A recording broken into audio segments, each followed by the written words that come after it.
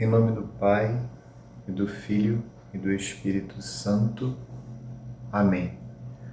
Ave Maria, cheia de graça, o Senhor é convosco. Bendita sois vós entre as mulheres, bendito é o fruto do vosso ventre, Jesus. Santa Maria, Mãe de Deus, rogai por nós, pecadores, agora e na hora de nossa morte. Amém. Glória ao Pai, e ao Filho, e ao Espírito Santo, assim como era no princípio, agora e sempre, e por todos os séculos dos séculos. Amém. Nossa Senhora, auxílio dos cristãos, consoladora dos aflitos, rogai por nós. São João Bosco, rogai por nós. Santo Agostinho, rogai por nós. Santa Mônica, rogai por nós. Santa Madalena de Nagasaki, rogai por nós. São Pio X, rogai por nós. Em nome do Pai, e do Filho, e do Espírito Santo. Amém. Iniciamos agora a última parte dessa catequese sobre o primeiro mandamento da lei de Deus. Essa última parte, como eu falei na aula anterior, será simplesmente uma espécie de apêndice para nós aprofundarmos um pouco mais a questão da veneração das imagens sagradas, como que a Igreja definiu essa questão no século VIII. Mas antes de ler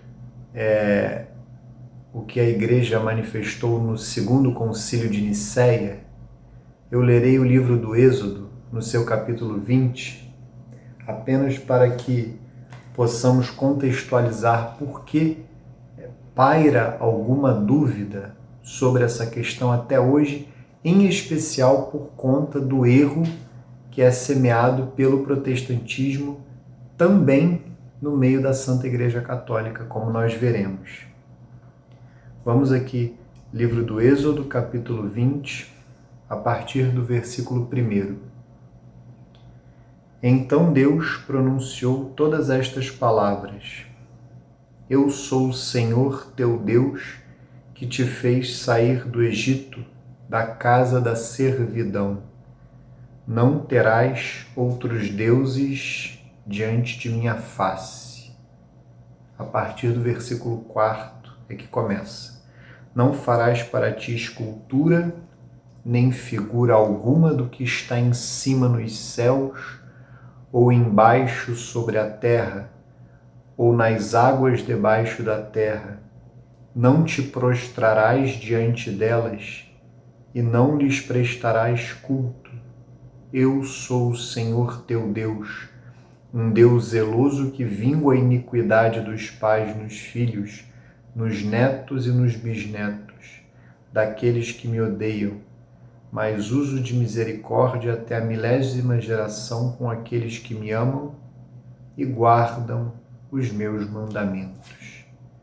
Então, a partir especialmente dos versículos 4 e 5, houve uma proibição expressa para os judeus acerca da elaboração, da construção de algumas imagens. Nós veremos que não foi nem sequer uma proibição geral para toda e qualquer imagem. O Catecismo de São Pio X, inclusive, especifica melhor essa questão. Nós acompanharemos também por ele, que é mais completo e até define melhor essa questão. Mas antes disso, eu penso ser importante nós lermos o Catecismo da Igreja Católica.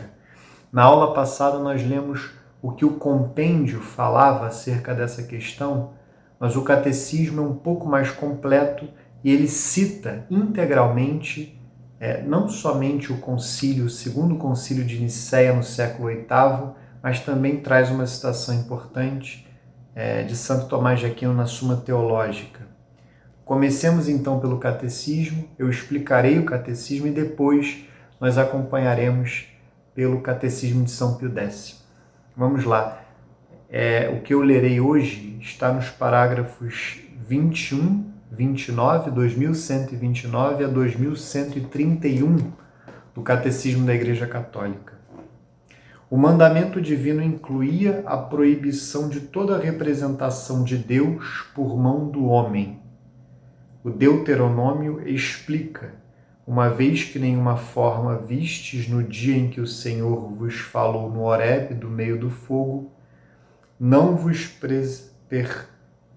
pervertais, fazendo para vós uma imagem esculpida em forma de ídolo. Há aqui uma outra citação do Deuteronômio, capítulo 4, versículos 15 e 16. Eis aí o Deus absolutamente transcendente, que se revelou a Israel. Ele é tudo, mas ao mesmo tempo ele está acima de todas as suas obras.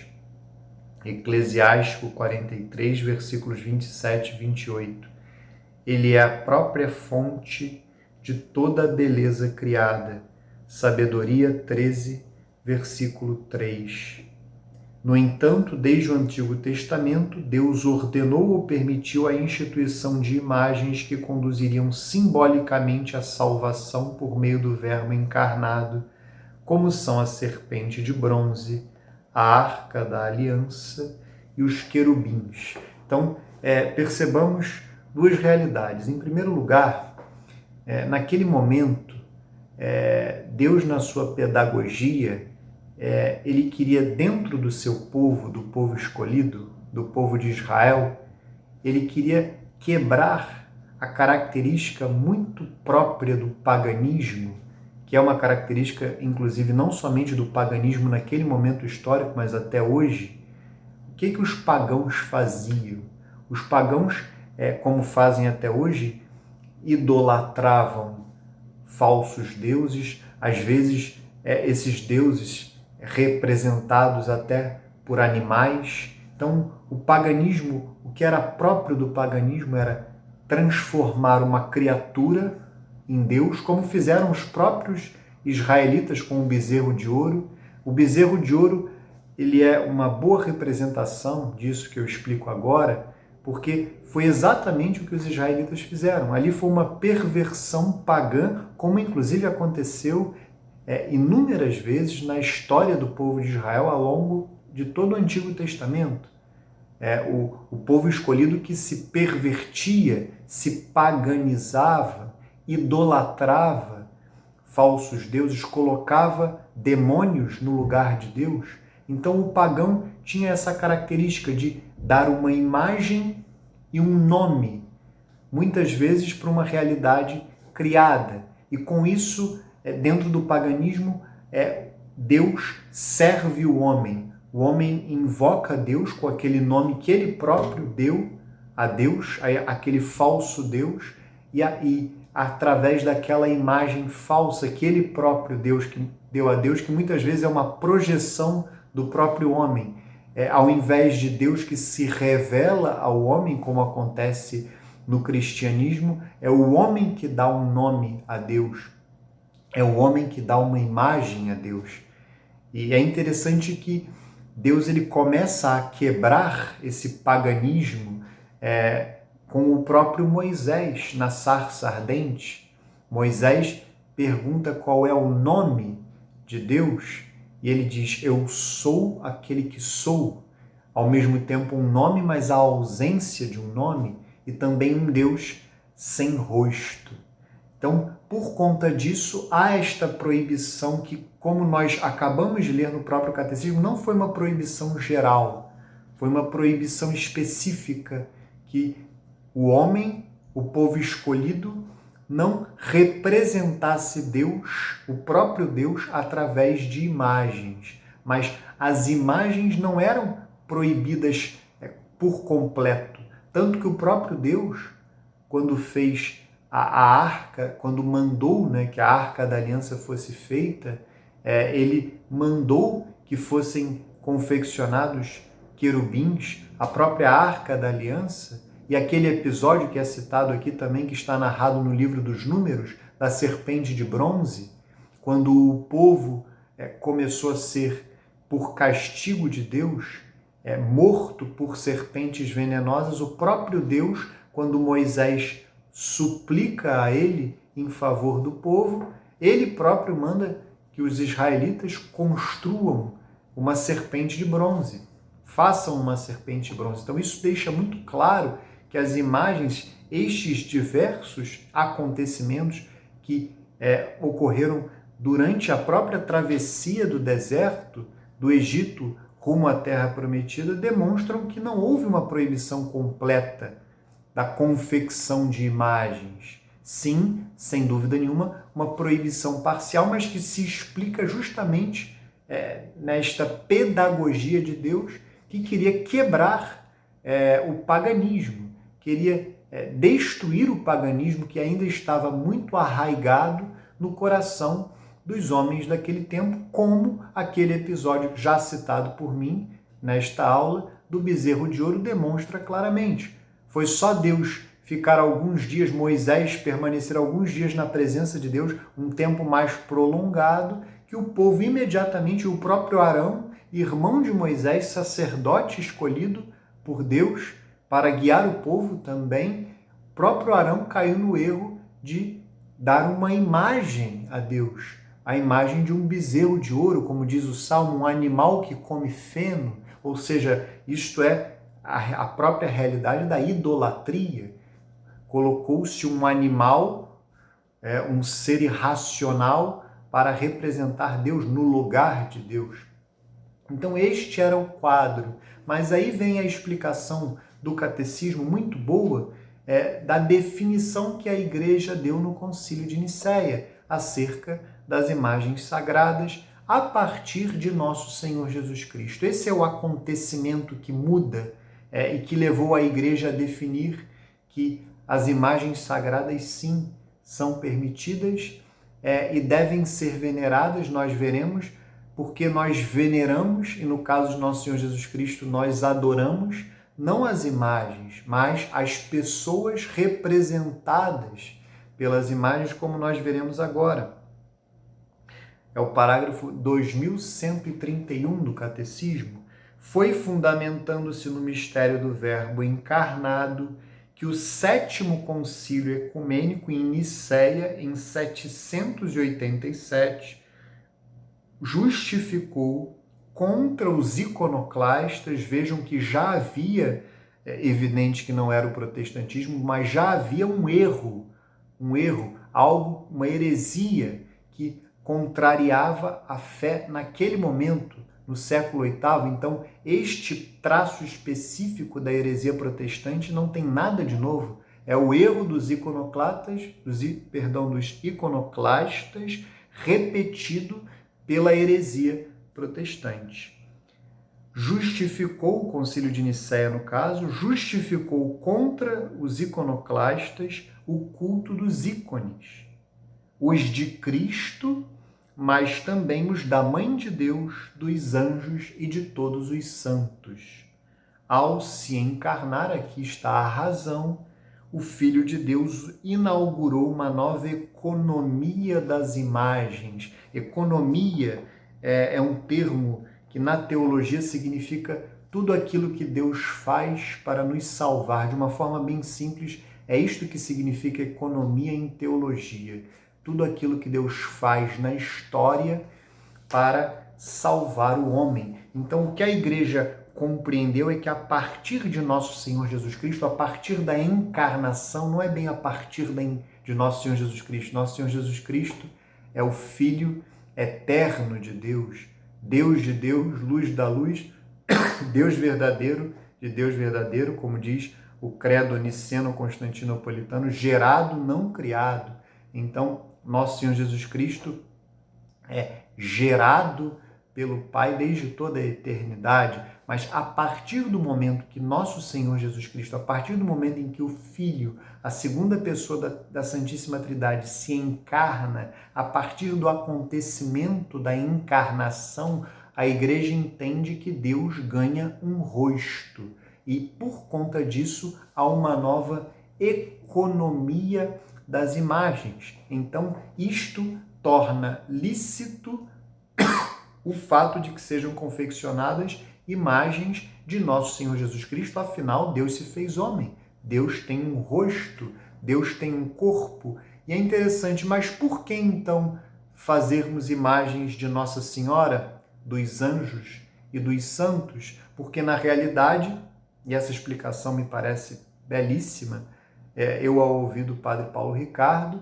quando nós veneramos um santo, quando nós veneramos os anjos, especialmente quando nós veneramos a Virgem Santíssima, na realidade nós veneramos o rosto de nosso Senhor Jesus Cristo, que foi marcado na vida daquela pessoa. Então aquela pessoa, como São Paulo diz na carta aos Gálatas, eu vivo, mas não eu, é Cristo que vive em mim. Então, quando nós veneramos a imagem de um santo, de um anjo, e especialmente a imagem da Virgem Santíssima, na realidade, nós veneramos a pessoa que está representada naquela imagem e adoramos o Cristo que viveu através daquela pessoa, que amou através daquela pessoa.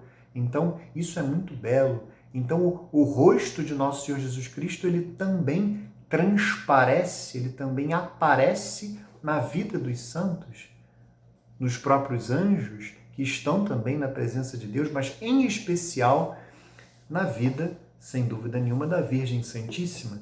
Vamos aqui continuar justamente com as citações. Em primeiro lugar, uma citação de São Basílio Magno, padre da Igreja, depois uma citação do Concílio de Nicéia e, por fim, uma citação de Santo Tomás de Aquino na Suma Teológica. Vamos lá, o culto cristão das imagens não é contrário ao primeiro mandamento que proíbe os ídolos.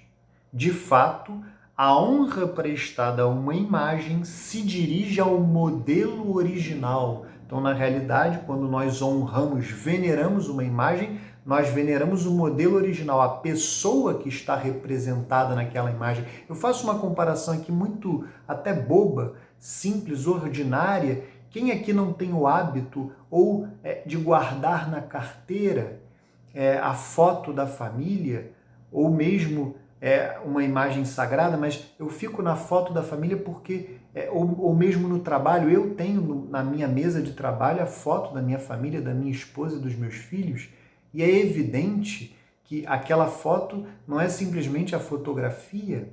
Eu coloco a imagem da minha família no meu ambiente de trabalho porque isto me ajuda a recordar de um dos fins do meu trabalho. É claro que não é o fim último sempre é Deus, mas um dos fins do meu trabalho é o sustento da minha família. Então, colocar ali uma imagem da minha família me ajuda a, durante o trabalho, me lembrar de um dos motivos que me obrigam a desempenhar bem as minhas funções.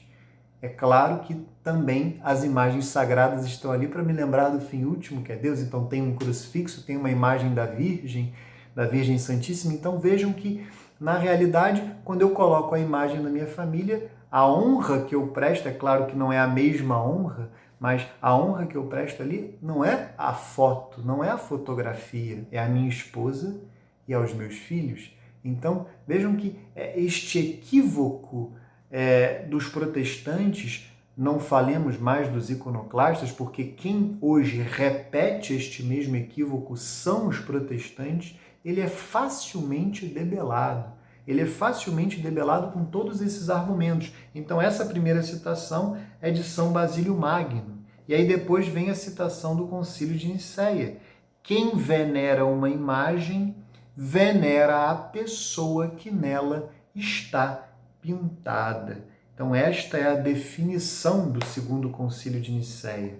A honra prestada às santas imagens é uma veneração respeitosa e não uma adoração, que só compete a Deus. E aí vem a citação de Santo Tomás de Aquino na Suma Teológica. O culto da religião não se dirige às imagens em si, como realidades, mas as considera em seu aspecto próprio de imagens que nos conduzem ao Deus encarnado. Ora, o movimento que se dirige à imagem enquanto tal não termina nela, mas tende para a realidade da qual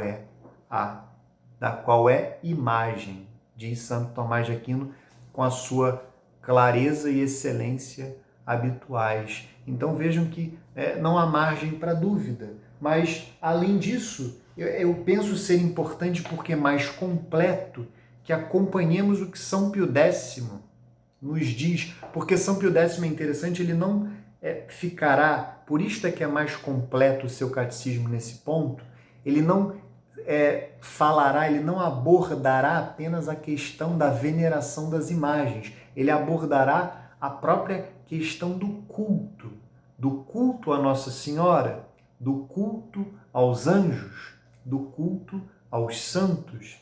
Lembremos-nos da primeira aula desta catequese sobre o primeiro mandamento, quando nós falamos, a partir do Catecismo de São Pio X, que para bem cumprirmos o primeiro mandamento, nós devemos prestar a Deus um culto que ao mesmo tempo é interno e externo.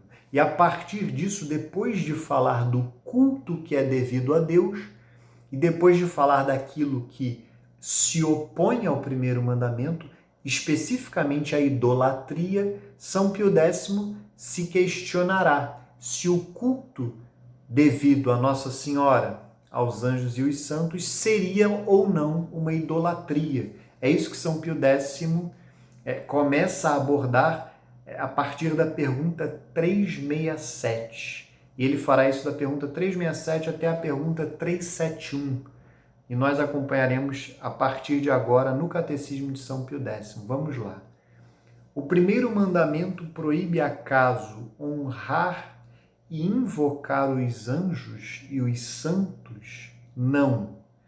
Não é proibido honrar e invocar os anjos e os santos. E até o devemos fazer, porque é coisa boa e útil, e altamente recomendada pela Igreja, já que eles são amigos de Deus e nossos intercessores junto dele. Muitas pessoas ainda ficam nesta dúvida, porque de fato nosso Senhor Jesus Cristo é o único mediador entre Deus e os homens. A própria Sagrada Escritura atesta isso, em especial na carta aos Hebreus, mas vejam, essa expressão de São Pio X é muito apropriada. Os santos, os anjos são amigos de Deus, eles estão na presença de Deus, estão muito mais próximos de Deus do que nós. Isso é evidente, isto é uma verdade, é notório isto. Então, é muito conveniente que peçamos a intercessão deles, que além de estarem na presença, além de estarem próximos, além de serem amigos, são filhos, foram durante a vida e são filhos exemplares de Deus. Então, pensemos mais uma vez uma comparação boba de uma família. Eu sempre falo isso para os meus alunos. É uma comparação muito boba, mas pensemos numa família que tem 2 filhos. E num determinado dia ou numa determinada semana, um filho se comporta de maneira exemplar e o outro se comporta muito mal. Pensemos em 2 filhos que já estão numa idade mais avançada, já na juventude. Chega o final de semana e eles pedem aos pais para sair de casa para alguma atividade evidentemente lícita, mas que demanda uma certa confiança dos pais, alguma atividade esportiva com os amigos, por exemplo. Qual é o filho que tem a maior possibilidade de ser atendido? Foi aquele filho que se comportou bem ao longo da semana ou aquele filho que se comportou mal? É evidente que o filho que se comportou bem, ele é amigo dos pais no sentido de que está próximo, ele honrou, obedeceu os pais ao longo da semana. Então, esses são os santos, esses são os anjos. Acima de todos eles e muito acima, esta é a Virgem Santíssima.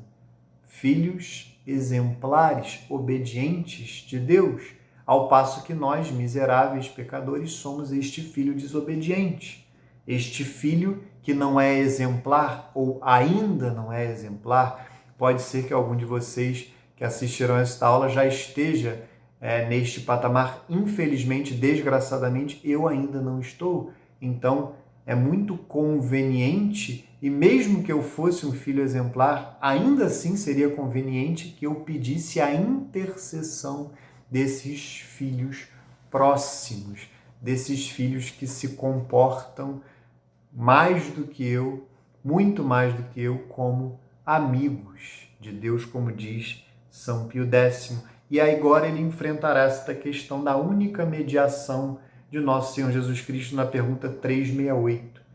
Sendo Jesus Cristo nosso único mediador junto de Deus, por que recorremos também à intercessão da Santíssima Virgem e dos santos? Jesus Cristo é o nosso mediador junto de Deus, enquanto sendo verdadeiro Deus e verdadeiro homem, só Ele, em virtude dos próprios merecimentos, nos reconciliou com Deus e dele nos obtém todas as graças. Mas a Santíssima Virgem e os santos, em virtude dos merecimentos de Jesus Cristo e pela caridade que os une a Deus e a nós, auxiliam-nos com a sua intercessão a alcançar as graças que pedimos. E este é um dos grandes bens da comunhão dos santos. Então, percebam que este é um assunto que habitualmente, e o Catecismo da Igreja Católica, até para dizer, eu posso dar uma impressão equivocada de que ao passo atrás, né, um pouco antes na aula, eu falei que o Catecismo de São Pio X era mais completo, e de fato é. Mas este assunto é tratado pelo Catecismo atual na parte que diz respeito à fé, especificamente no artigo de fé atinente à comunhão dos santos. Só para que eu não dê a impressão que esse assunto não é tratado em momento algum no Catecismo atual. Sim, ele é, mas de maneira muito conveniente, muito adequada e acertada, no meu humilde entendimento. São Pio X trata desse assunto também nesta parte específica do primeiro mandamento, justamente para debelar qualquer tipo de erro de que a intercessão, o pedido de intercessão de Nossa Senhora, dos santos e dos anjos, fosse algum tipo de culto indevido a uma criatura. Então, São Pio X, de maneira muito adequada, debela este erro nesse momento também. Vejam, é bem interessante nesta resposta que eu acabei de ler, quando São Pio X diz: em virtude dos merecimentos de nosso Senhor Jesus Cristo. Isso tem que estar muito claro. Quando eu venero um santo, quando eu venero a Virgem Santíssima, eu enxergo o Cristo que transparece naquela vida exemplar. Isto tem que ser uma realidade muito clara para nós. Eu não paro no santo simplesmente. É claro que eu tenho um apreço, eu tenho um amor especialmente pela Virgem Santíssima, mas eu preciso chegar em nosso Senhor Jesus Cristo. E isso sempre acontece, especialmente com Nossa Senhora. Eu sempre falo para os meus alunos: não tenham medo, não tenham um escrúpulo, como diz São Luís Maria Grignion de Montfort no Tratado da Verdadeira Devoção à Santíssima Virgem. Não tenham qualquer tipo de escrúpulo em amar, e amar muito Nossa Senhora, porque quanto mais nós amamos Nossa Senhora, de maneira automática nós mais amamos nosso Senhor Jesus Cristo, em medida igual ou maior. É algo automático mesmo. Quanto mais nos aproximamos de Nossa Senhora, necessariamente nós nos aproximamos de nosso Senhor Jesus Cristo. Isto é muito evidente. Isto eu vejo, além de ver isto na doutrina, na vida dos santos, eu vejo isso na vida de pessoas muito próximas. Aquelas pessoas mais próximas de nosso Senhor Jesus Cristo são certamente aquelas mais próximas também da Virgem Santíssima. Então, aí São Pio X começa a falar de forma muito adequada, como eu disse, do culto desta de pedir a intercessão, este culto de veneração que nós temos para com a Virgem Santíssima, para com os anjos, para com os santos, e aí sim ele entrará na pergunta 369, na questão das imagens sagradas. Podemos honrar também as sagradas imagens de Jesus Cristo e dos santos? Sim, porque a honra que se tributa às sagradas imagens de Jesus Cristo e dos santos se refere às suas mesmas pessoas. É a mesma resposta que foi dada lá no Concílio de Nicéia, no século VIII, a mesma resposta que foi dada por São Basílio e por Santo Tomás de Aquino, que na realidade esta honra ela não é prestada às imagens, mas sim às pessoas representadas pelas imagens. Pergunta 370. E as relíquias dos santos? Este é um assunto que o catecismo não trata. Aí sim faltou, de fato, no catecismo atual, a questão das relíquias, que o próprio catecismo romano também aborda, e o catecismo de São Pio X igualmente. E as relíquias dos santos podem honrar-se? Sim. Também as relíquias dos santos podem e devem honrar-se, porque os seus corpos foram membros vivos de Jesus Cristo e templos do Espírito Santo, e devem ressurgir gloriosos para a vida eterna. Então, por exemplo, uma relíquia de primeiro grau de um determinado santo, um pedaço de um osso, por exemplo, de um determinado santo. Recentemente, um sacerdote mandou para mim a foto de uma relíquia de primeiro grau de Dom Vital, por exemplo. Dom Vital não foi sequer beatificado, muito menos evidentemente canonizado, mas ele está em processo, né? Se Deus quiser, será mais um santo brasileiro, mas é só para que vocês tenham a ideia do que é uma relíquia. E ela sim, como diz São Pio X de forma muito bela, a relíquia não só pode, ela deve ser venerada, porque de fato aquele corpo, e foi algo até que eu nem tinha dito, eu falei apenas de Nosso Senhor Jesus Cristo, apenas entre aspas, mas o corpo de Cristo transparece, o rosto também de Cristo transparece na vida daquele santo, mas ao mesmo tempo o corpo daquele santo, ele é templo do Espírito Santo. Então, quando eu venero uma relíquia, eu venero o santo, mas de alguma forma adoro o Cristo que viveu e amou através daquele santo, como eu já falei várias vezes na aula de hoje. E para finalizar, a última pergunta que São Pio X faz é a pergunta 371. Que diferença há entre o culto que prestamos a Deus e o culto que prestamos aos santos? Isso é fundamental. Entre o culto que prestamos a Deus e o culto que prestamos aos santos, há esta diferença.